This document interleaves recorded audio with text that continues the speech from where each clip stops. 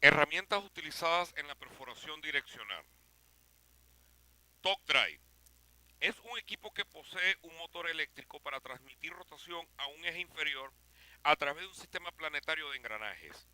Y tiene además en su parte superior una unión giratoria que permite circular fluido hacia el interior del eje en rotación. Asimismo, la velocidad de rotación puede ser controlada desde un panel de regulación de potencia eléctrica. Tubería de perforación también conocida como drill pipe. Este es el componente de la sarta que conecta el ensamblaje de fondo con la tubería, cuyas funciones principales son transmitir la potencia generada por los equipos de rotación a la mecha, servir como canal de flujo para transportar los fluidos a alta presión, así como también permitir que la sarta alcance la profundidad deseada.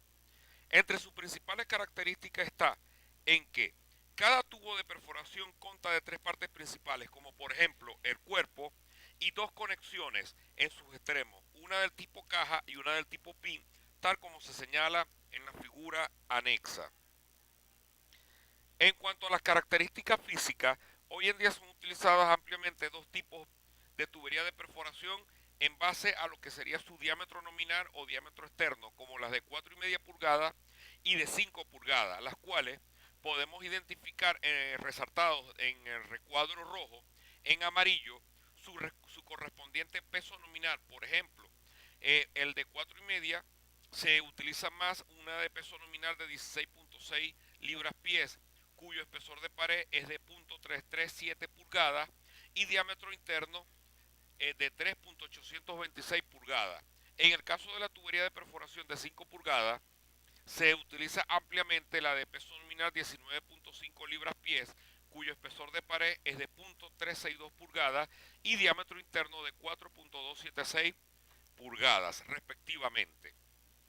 En cuanto a la clasificación de las tuberías de perforación, las podemos estimar desde tres puntos de vista. En primer lugar, según la longitud. Esta es dividida en tres rangos. Rango 1, cuya longitud varía entre 18 y 22 pies. Rango 2, entre 27 y 30 pies. Y rango 3, entre 38 y 45 pies. Es importante destacar que en la industria petrolera nacional se utilizan comúnmente las de rango 2 con una longitud promedio de 30 pies. Ahora bien, en cuanto a la condición de uso, se puede definir o se puede clasificar la tubería de perforación en casi nuevo, mejor conocida como del tipo clase premium, el de poco uso clase 2 y el de mayor uso clase 3. Y finalmente, en base al grado de acero con que están hechas estas tuberías. Es importante destacar que cada tubería, valga la redundancia, está identificada con una letra y seguida de un número, siendo representante este número del punto de excedencia mínimo que requiere cada tubería. Por ejemplo, para la E75, su punto de excedencia mínimo es de 75,000 libras y máximo de 105,000 libras. En cuanto a las propiedades físicas, según las especificaciones técnicas del Instituto Americano del Petróleo, se tienen a continuación. Por ejemplo, tomaríamos para este caso la tubería de perforación de 5 pulgadas cuyo peso nominal es de 19,5 libras pies. En el caso de que esta sea una tubería nueva, presenta una resistencia a la torsión de 74,100 libras pies. Resistencia a la tensión 712,070 libras. Resistencia al colapso 15,672 libras pulgada cuadrada. Y resistencia al estallido de 17,105 libras pulgada cuadrada.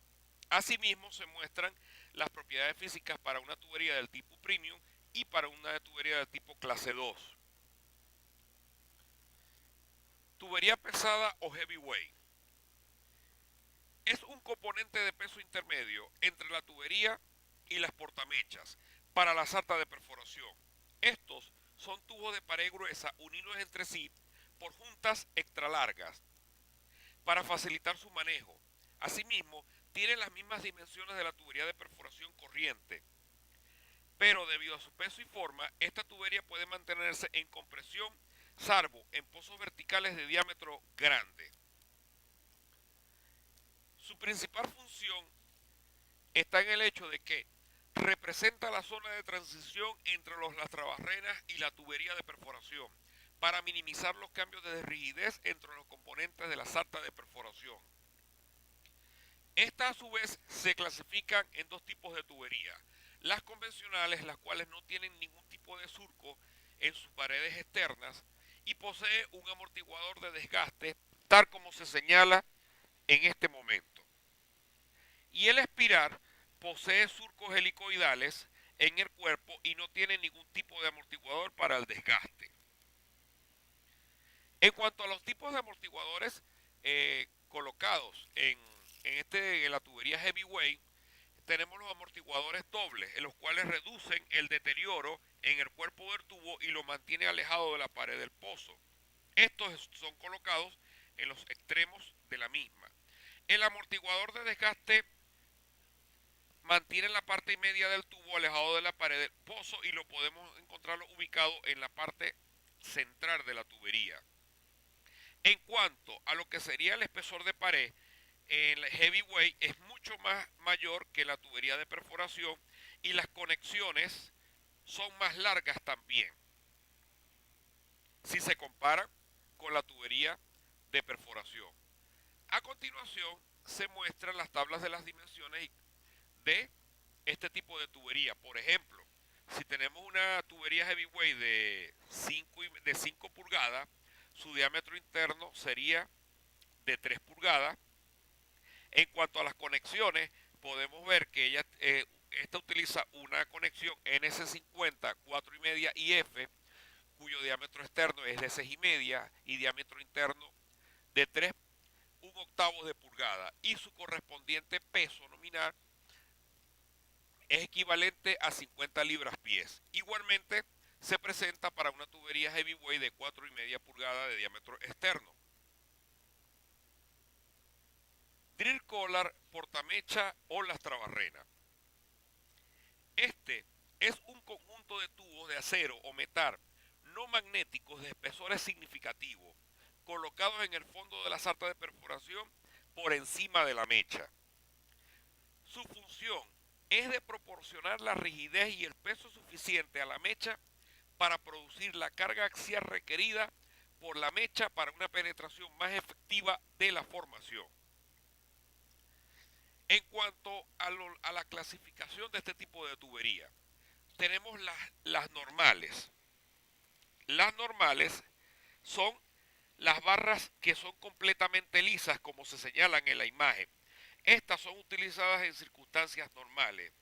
Y las de espiral, las cuales son barras helicoidales que previenen o evitan que la tubería de perforación pueda adherirse a la pared del pozo, mediante la reducción del área de contacto con su superficie.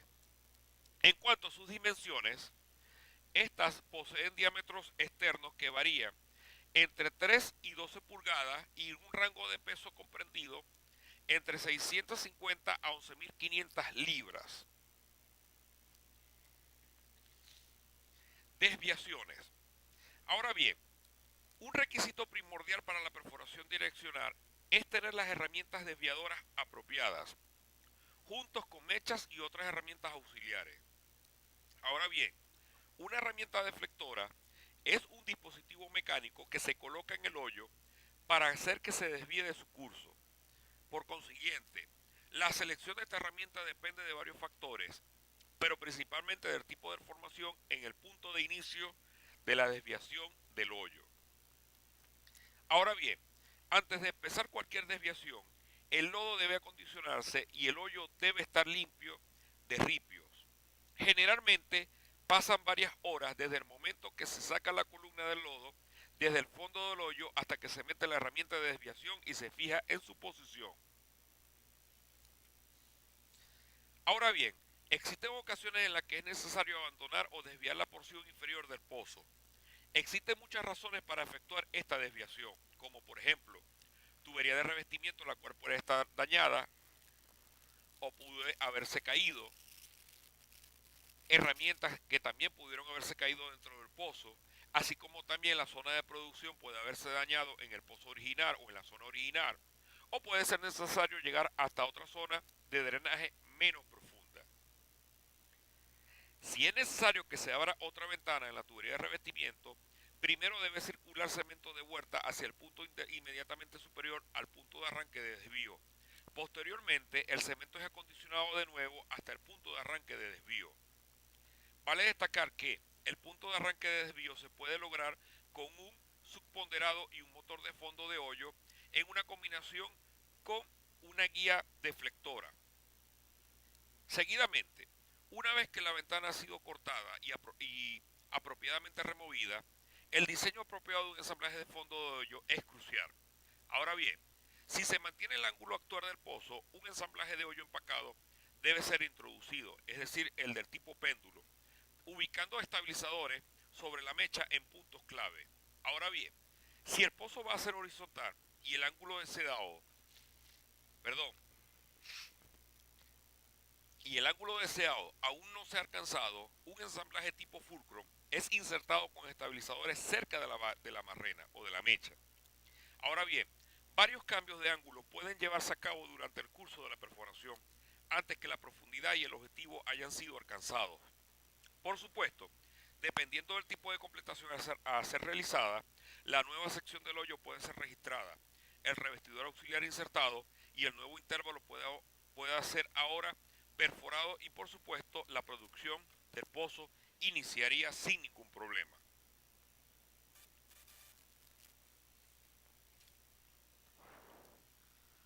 Crossover.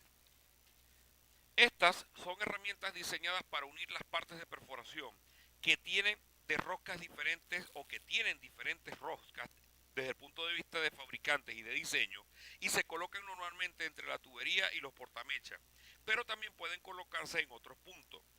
Ahora bien, un crossover tiene roscas diferentes tanto de macho y hembra como vemos en las imágenes anexas en la presentación. Estabilizadores. En la perforación direccional se hace uso de los estabilizadores para controlar o modificar el ángulo de inclinación del pozo de acuerdo a lo deseado. Los estabilizadores se instalan en la sartén de perforación de acuerdo a la necesidad de aumentar, reducir o mantener ángulo.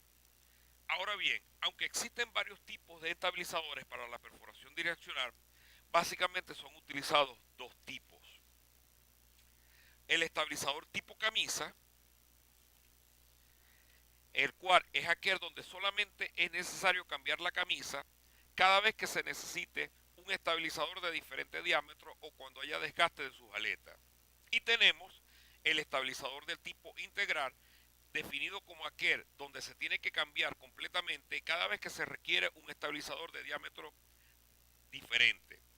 Por consiguiente, estos contribuyen a reducir la fatiga en las conexiones, permiten reducir la pega de la sarta, previene cambios bruscos de ángulos, así como también ayudan a mantener los portamechas centrados. Entre sus funciones podemos indicar la siguiente: proporcionan una buena área de contacto con el propósito o con el fin de centralizar tanto la mecha como los portamechas. Y la disposición de estos dentro del ensamblaje de fondo depende de la trayectoria que se quiera trazar en el hoyo.